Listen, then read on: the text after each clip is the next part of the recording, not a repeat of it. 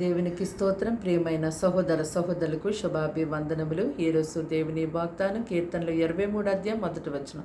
యెహోవా నా కాపరి, నాకు లేమి కలగదు. చూడండి, ఎవరైతే పూర్ణ మనస్సుతో ప్రభు మీద ఆనుకుంటారో వారు ప్రతిరోజు కూడా కాయ కష్టం చేసి పొట్ట పోషించుకునేవారుగా ఉన్నప్పటికీ, మరెన్నో ఇబ్బందులు, బాధలు, సమస్యలు ఎదుర్కొంటున్నప్పటికీ ప్రభువును బట్టి ఎంతో సంతోషించేవారుగానే ఉంటారు.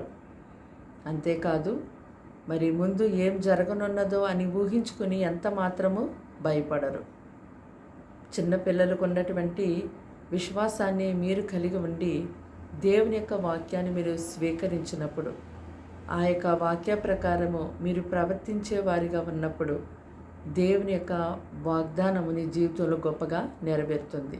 అంతేకాదు, ఇప్పుడు దేవుడు మిమ్మల్ని ఏ స్థితిలో ఉంచారో ఆ స్థితిని బట్టి మీరు సంతృప్తి కలిగి జీవించేవారిగా ఉండాలి. ప్రార్థన. దేవానికి వందనాలు, స్తోత్రాలు, స్తుతులు తండ్రి. ఈ మాటలు వింటే నీ బిడ్డల్ని మీ రక్తంతో కడిగి ముట్టి బలపరిచి దీవించి ఆశీర్వదించండి.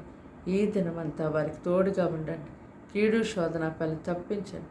బలమైన పరిశుద్ధాత్మతో నింపి నడిపించి సహాయం చేయమని సమస్తాన్ని నీకు అప్పగిస్తూ యేసు ఘనమైన పరిశుద్ధ నామములో ప్రార్థన సమర్పించి వేడుకుంటున్నాం తండ్రి. ఆమేన్.